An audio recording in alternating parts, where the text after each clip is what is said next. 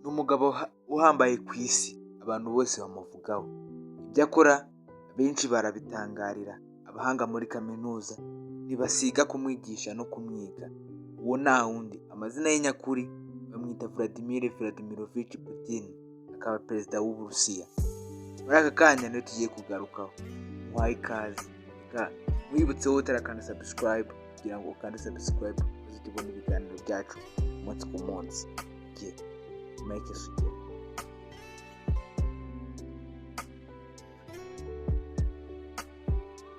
Uyu mugabo ni umugabo utinyitse ku isi, kubera ko icyemezo afata kigira ingaruka ku isi yose, kugeza nawe uri kureba iyi video aka kanya.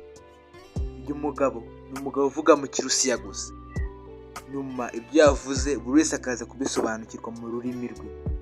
Ndetse ni umugabo ufite abanzi benshi, haba ku isi hose, cyane cyane abenshi baturuka muri OTAN, umuryango wo gutabarana ugizwe na Amerika ndetse no mu bindi bihugu by'i Burayi.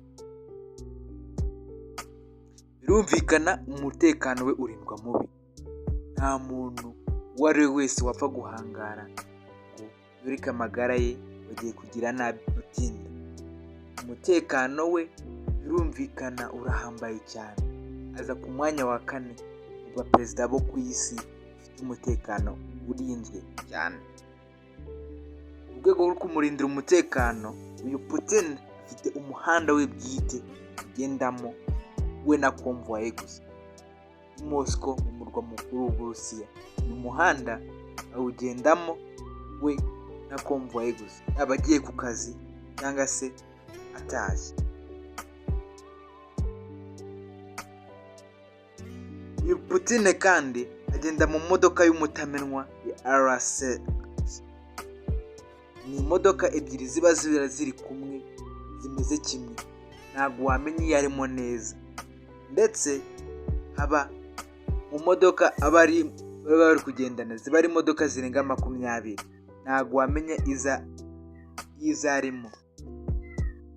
None reka twinjire mu murwa mukuru, ndetse akaba n'ingoro ya perezida ndetse n'ibiro icyarimwe bya perezida w'Uburusiya Vladimir Putin.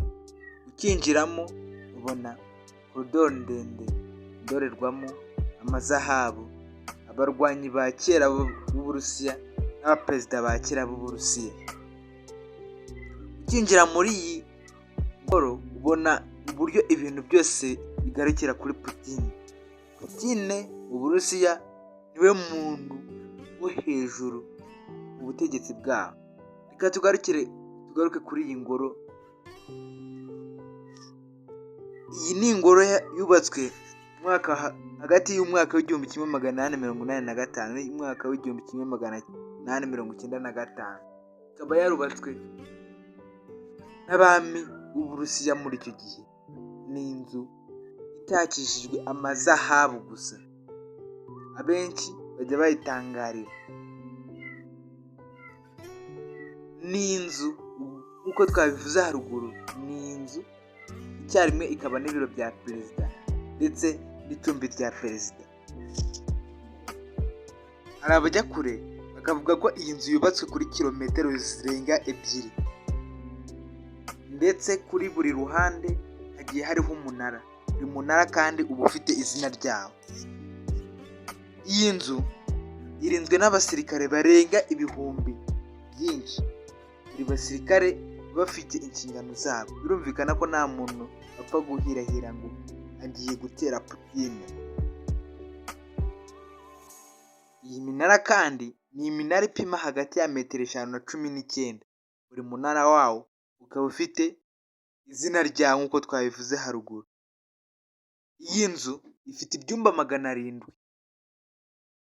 Mu Burusiya hari kamure zirenga 20, ariko inini kurusha zose ni iyi ngiyi twavuze haruguru ya Vladimir Putin.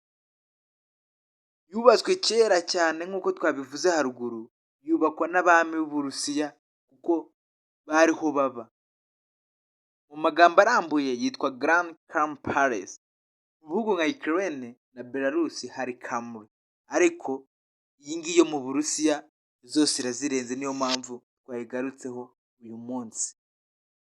nongere nkubwire wowe utarakanda subscribe kugira ngo ukande subscribe maze ujye ubona ibiganiro byacu umunsi ku munsi.